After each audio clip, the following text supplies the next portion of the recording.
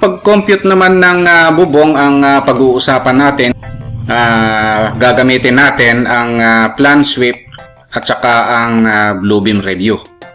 Ang una nating gagawin na mga boss, no, gagamitin muna natin itong plan sweep para ma-compute ang bubong. Sa pag-compute ng bubong mga boss, gagamitin natin itong scale muna, no? So i-scale muna natin yung plano. Click natin yung scale, and then since metric ang gagamitin natin, click natin yung metric, ilagay natin yung unit sa meter, no? Tapos ilagay natin dito kung ano yung i-scale nating dimension. Halimbawa itong 8.5 meters, i-type lang natin dito. Tapos i-okay natin. Once in-okay natin, lapitan natin ito.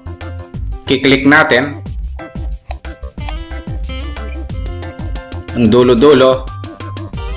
So, ito yung mga boss, no, na scale na, no? Ayan yung pag-set ng scale, no, dito sa plan sweep. So, para hindi sagabal ito, pwede naman nating i-delete, no? Para hindi sagabal, since na-scale na nga yung plano natin. Ngayon, pwede na tayong mag-compute ng roof area o yung area ng bubong, no? So, para ma-compute yan, nandito yan sa area. Click natin ito. Ito yung roof area. Click natin yung roof area. Lagyan natin ng pangalan. Halimbawa, roof area number 1. Tapos, yung pitch, lalagyan natin yan. Yung rise overrun, no? So, nandun naman sa plano yan, no? Ilalagay nyo rito. Tapos, pwede nating i-type dito, halimbawa, 4/12. Tapos, yung kulay, pwede nating palitan, no? And then, i-okay natin. Once na in-okay natin, click na natin yung mga point, no? Nang kukumputin natin yung area. Halimbawa, itong point na ito, lapitan natin ito. Tapos i-right click na natin. Kung meron pa tayong kukumputin, click yung new section. Kung stop na, tama na yun, no? I-stop na natin. So new section tayo, click pa natin ito, pati ito i-click na natin, computin na natin.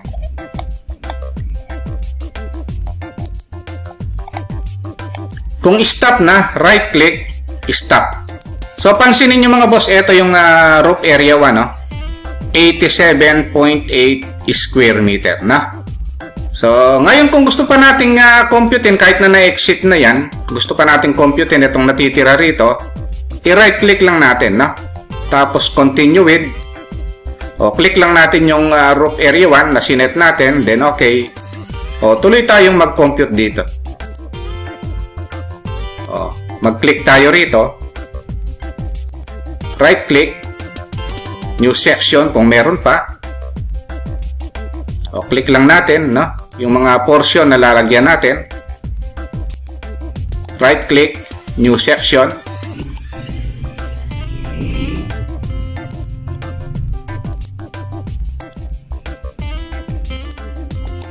new section.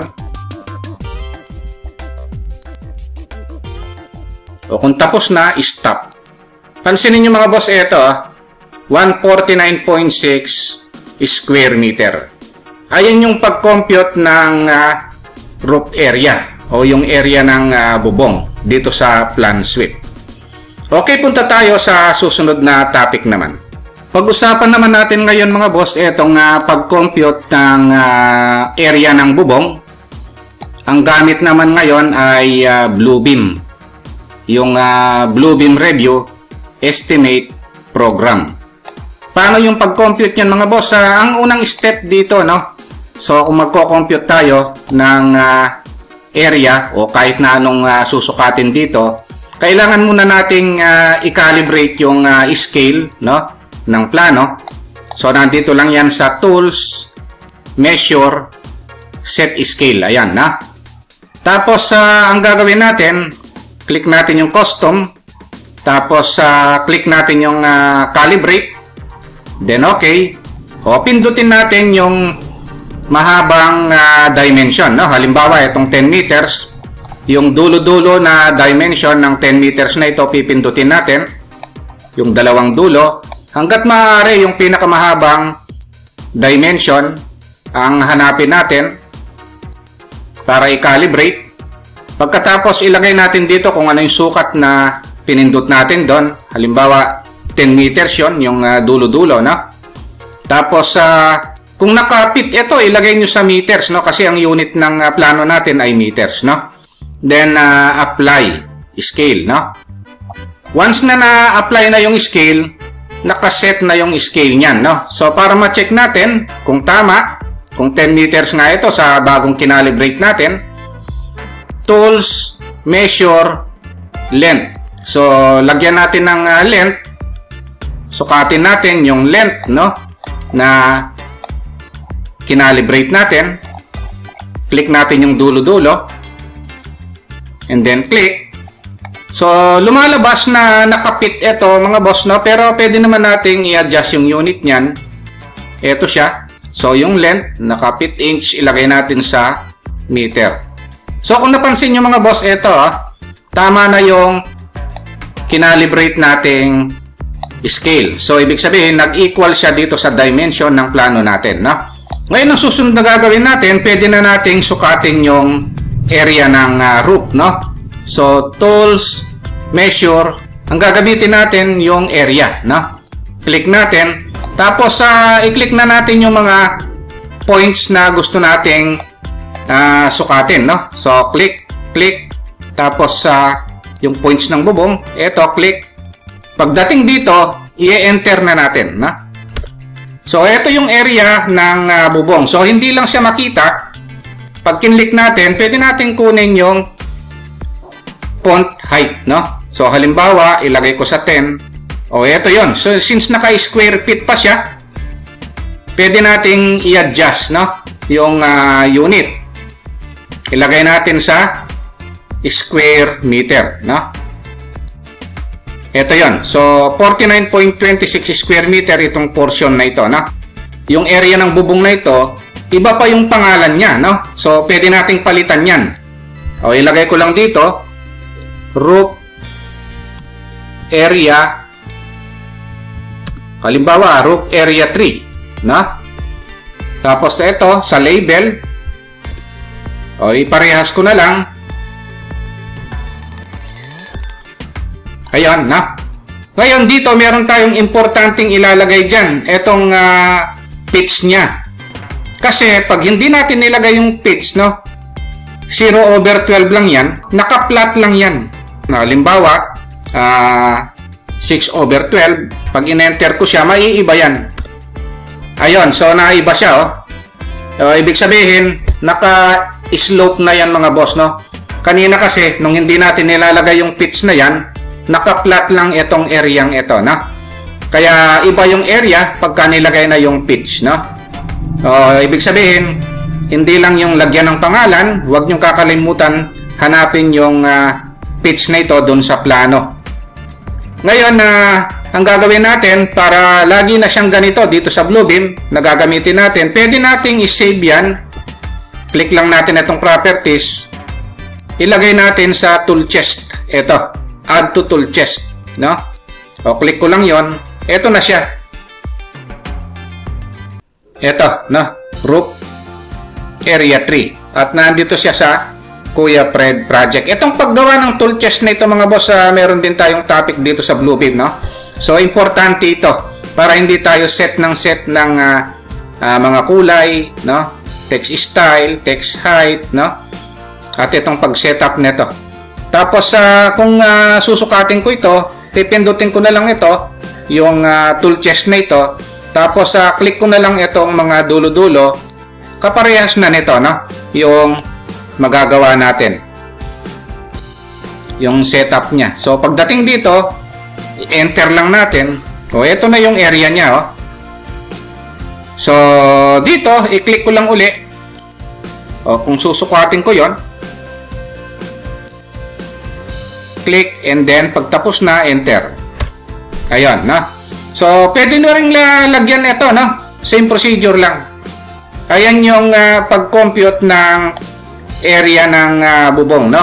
So, ngayon dito, yung computation yan, makikita naman dito yan sa may markups. Ito, o pwede natin kunin yan. Control. Tapos right click.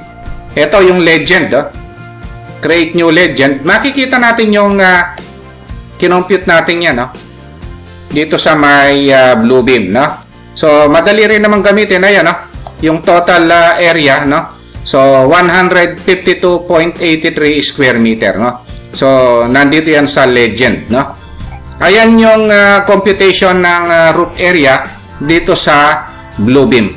Pag-uusapan natin ang pag-compute ng wall area o yung pag-estimate ng area ng pader. Ang una nating gagamiting program mga boss, ito munang Bluebeam. Para ma-compute yung area ng pader, halimbawa itong pader ng bedroom na ito, kailangan pumunta tayo dito sa tools, tapos sa measure. Pwede natin gamitin yung poly length or yung perimeter. O subukan natin gamitin itong perimeter. Pagkatapos i-click natin, no, yung mga point, no, ng para makapag-compute tayo ng area. Pag nandito na sa kabila, saka natin i-enter, no? And then saka natin i-press yung escape. Ngayon kung napansin nyo, itong na-compute natin ito, length pa lang ito. Kung i-adjust natin yung unit niyan, gawin nating meter, ito yon. Ang length niya ay 11.08 meters. Kailangan pa nating lagyan ng depth yan, no? So, yung area, pwede rin nating palitan ng unit. Gawin nating square meter. Ito yung lumalabas na height, no? Dito sa Bluebeam. Ito yung depth, no? So, ilagay natin, kunwari, 3 meters. Then, enter. Yan na yung height. Ngayon, para makita natin yung area dito, pagkatapos yung label, i-on natin, no? So, click natin ito, yung wall area. So, ito yung wall area niya in square meter, no? So, pwede natin i-adjust yung height, no, ng letter o ng text. Tapos, pwede nating i-rotate ito, no? So, ito yon, 33.24 square meter. Pwede rin natin gamitin, no? Kung gusto nyo gamitin itong tools, measure, pwede rin itong poly length, no? Halimbawa, kukunin natin yung area ng tatlong side na ito. O kahit na itong dalawang side na ito. Then, pagtapos na, enter. Ngayon, sa nakikita natin, naka-pitch siya, no? Tsaka naka-inch. Pwede natin i-adjust yung unit niya, no? Ilagay natin sa meter. Ito yon. Tapos yung area, pwede rin natin ilagay, no? Na halimbawa, square meter. Tapos yung depth, pwede natin i-adjust yung unit niya from feet. I-meter natin, no? Halimbawa, 3 meters din. Enter.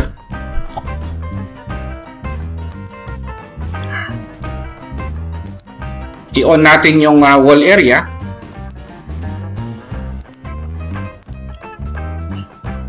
I-move lang natin dito para makita natin. Ito yung wall area natin, no? So, yung length is 5.65 meters, no? Tapos, yung height naman niya is 3 meters. Siyempre, yung 3 meters times 5.65 meters, lalabas na 16.96 square meters. Yung area ng dalawang side ng wall na ito, kung ito lang yung kukumputin natin, no? Example lang naman ito. Ayan yung halimbawa natin sa area ng wall gamit ang Bluebeam Review estimate program. Pag-usapan naman natin ngayon yung pag-compute ng wall area gamit naman yung plan sweep. Dito sa pag-compute ng wall area mga boss, no, bago natin computein yung area na yan, kailangan i-scale muna natin yung plano, no? Mapa Bluebeam or plan sweep, kailangan natin i-scale, no? At sa mga hindi pa nakapanood ng pag-scale ng plano mga boss, no, sana panoorin nyo yung mga video natin. Ilang video ang na-discuss ko yung pag-scale para hindi na humaba itong video ito. Tuloy na tayong mag-compute, no? Sa mga hindi pa nakapanood ng pag-scale, sana po panoorin nyo yung mga video na yan, no? So, click lang natin yung linear, no? Pag ko-compute tayo ng wall area, click. Tapos, ito yung wall area mga boss, no? Yung pindutin natin ito. Pagkatapos, lagyan natin ng pangalan. Halimbawa, wall area 10, no? 10 walls na ang kino-compute natin sa wall area. Ang height niya, halimbawa, 3 meters. Naka-meter kasi ang unit natin, no? Tapos, ito lang yung sides. Ilang sides yan, no? Dalawa o isa, no? So, tapos ito lang yung width. Tapos yung okay lang natin mga boss. O, pipindutin na natin ngayon yung mga point na kukunan natin ng area.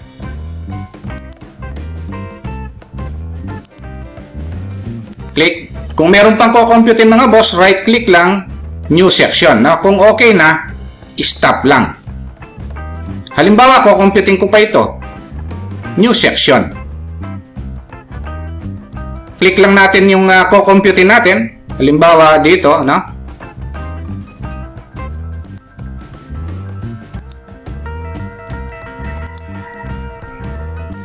Right click. Kung okay na, stop. Ito yon, no? Kung napansin nyo mga boss, ito na, oh, yung wall area natin, no? 68.7 square feet. Dapat naka-square meter ito. Para mapalitan niya mga boss, dito madali naman. Double click nyo lang ito. Click yung advance na button. Tapos palitan nyo lang ito. Yung square feet gawin yung square meter. Pati ito.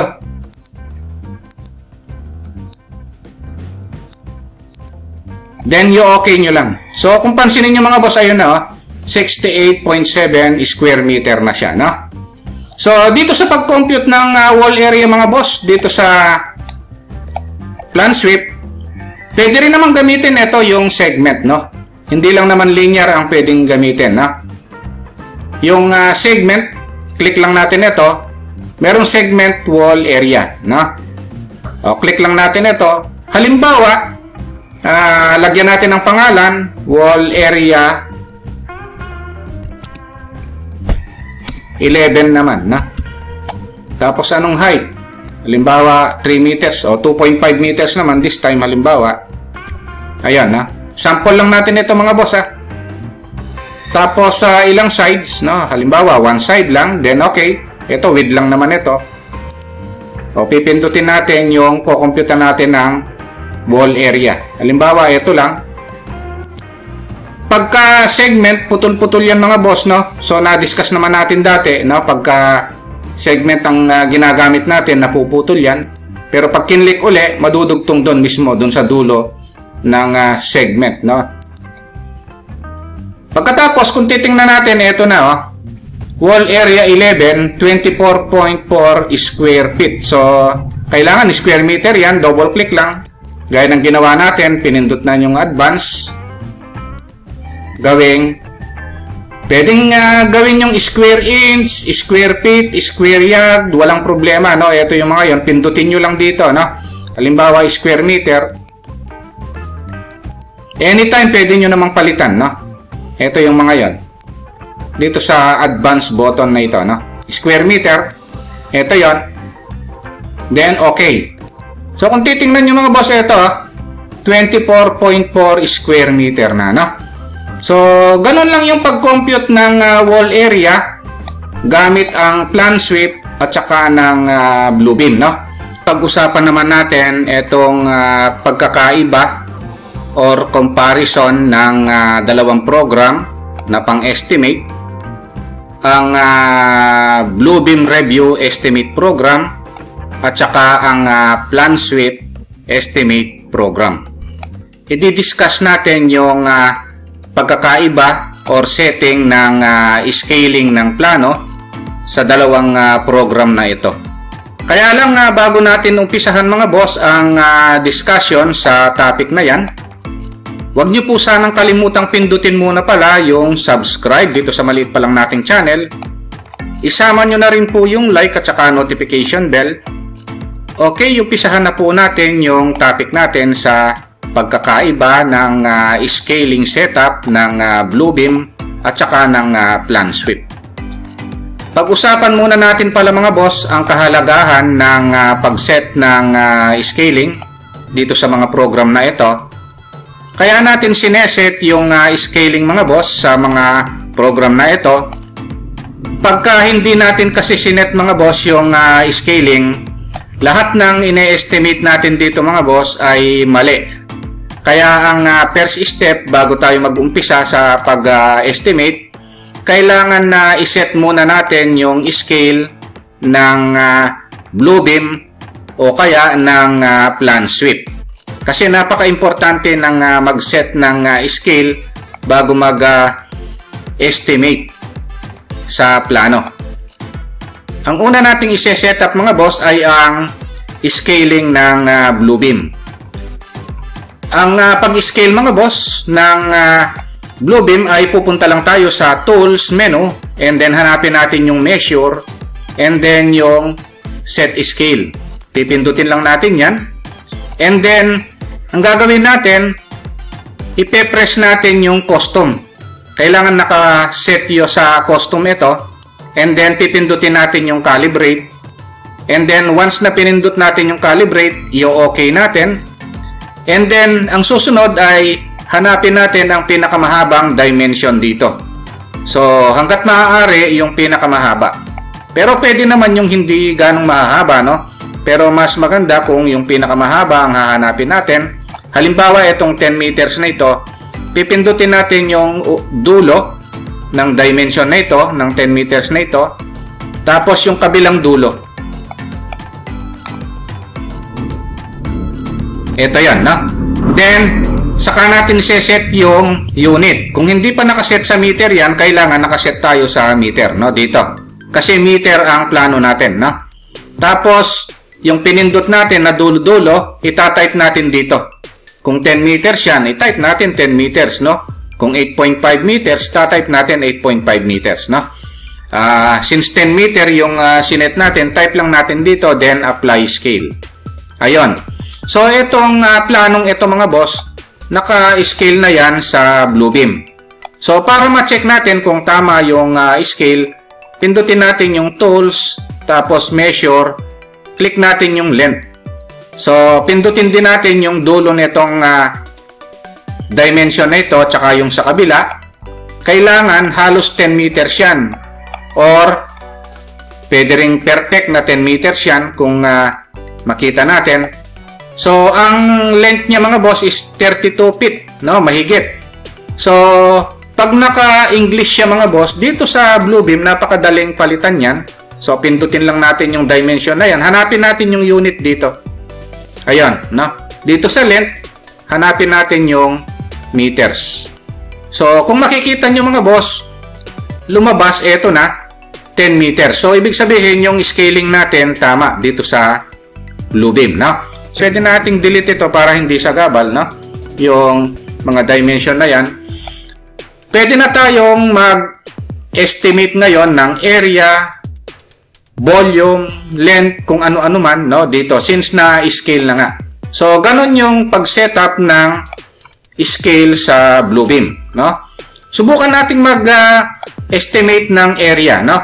So, pindutin natin yung Tools, Measure, tapos Area, tapos click natin yung mga corner, no? Yung 4 na corner ng bedroom na ito, no? And then click, and then enter. Ito na yung area ng bedroom na ito, no?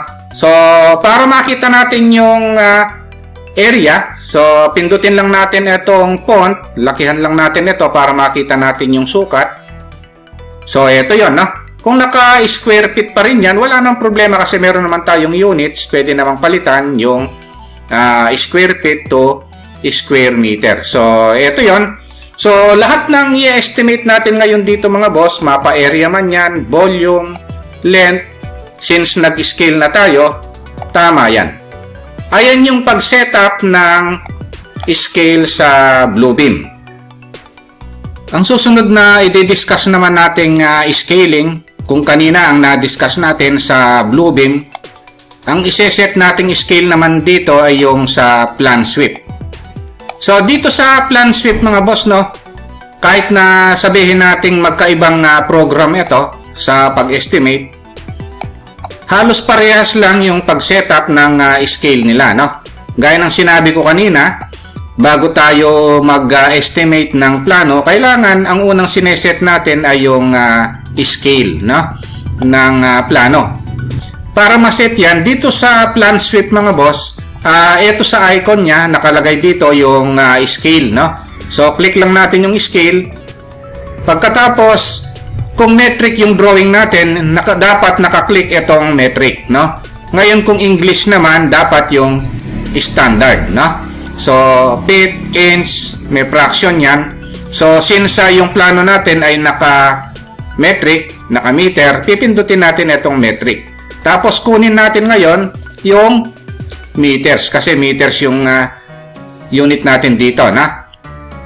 Pagkatapos, ang susunod na gagawin natin, hanapin natin hangga't maaari yung pinakamahabang dimension, no? Kung kanina 10 meters yung sinet natin sa Bluebeam, dito sa plan sweep, ito ring 10 meters na ito, no? So, itatype natin ngayon dito yung 10. Ayan, na. Tapos, pipindutin natin yung OK. Ngayon, yung dolo-dolo rin ng dimension na 10 meters, pipindutin din natin, no? Halos parehas lang dun sa Bluebeam, no? So, yung setup nila. Then, click. Once na na-click yan, kailangan makita natin 10 meters siya. Ito, 10 meters siya, no?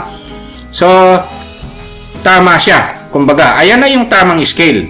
Subukan din natin dito sa 8.5 para makasigurado tayo. Pindutin natin yung scale icon. Tapos, i-type natin yung 8.5. Kung ano yung iseset nating scale na dimension, yun ang itatype natin dito. Kung 8.5 ito, 8.5 yung itatype natin doon, na? Kung 10 meters yun, 10 meters yung tatype natin. Kung yung meters ito, hanapin natin dito meters, na? Tapos, i-okay natin. Pindutin natin ngayon yung dulo-dulo ng dimension na ito para maset yung scale niya, na? So, click. Tapos, ayun. So, ibig sabihin, tama na yung scale natin yan. Nakuha niya yung mga dimension na sinet natin, no? So, delete natin yan para hindi na sagabal, no? So, i-delete na natin ito para pag nag-estimate tayo ay hindi sagabal yan. So, ibig sabihin yung pag-setup ng scale, no, dito sa Bluebeam at saka sa plan sweep, halos parehas lang, no? Kaya, napakadaling mag-set ng scale dito sa plan sweep at saka sa Bluebeam. Ngayon, pag na-set na yung scale, pwede na tayong mag-estimate dito, no? Halimbawa, estimate ko itong bedroom, kung ilang square meter ito, click lang natin yung area, tapos, gaya ng pag-estimate dun sa mga previous video natin sa plan sweep, pwede nating lagyan ng title ito, halimbawa, bedroom area 1. Ayan, na. Pagkatapos, i-okay natin, tapos pipindutin natin yung mga corner, no, para ma-estimate yan. Tapos, click. Panoorin nyo yung topic natin dun sa estimation sa plan sweep, no, para ma-review nyo yung pag-estimate. Tapos, right-click, stop. So, itong area na ito, na-compute niya, kung titingnan natin dito, bedroom area 1, ayan, no? 7.7 square meter, no? So, pwede rin naman nating ma-check yan kung lalagyan natin siya ng legend, no? So, yung legend niya, show legend, ito. Tapos, nandito na sa baba yan. Ito, yung legend. Na-discuss naman natin ito dun sa mga previous video natin sa plan sweep, no? So, panoorin nyo yung video natin para ma-review. So, dito sa topic natin kasi yung pagkakaiba ng scaling ng Bluebeam at saka ng plan sweep, yung topic natin, no? So, ito yung sample na ginawa natin, no, sa pag-compute ng area. Since nag-scale na nga tayo, tama na yung computation natin dito. Mapa area man, volume, length, etc. Okay, ayun lang mga boss, no, yung naging topic natin sa comparison o pagkakaiba ng scaling ng Bluebeam Review Estimate Program at saka ng Plan Sweep Estimate Program. Kung nagustuhan nyo mga boss, no, itong topic natin, huwag nyo po sanang kalimutang pindutin muna pala, no, yung subscribe dito sa maliit pa lang nating channel. Isama nyo na rin po yung like at saka notification bell. Thank you very much at God bless po.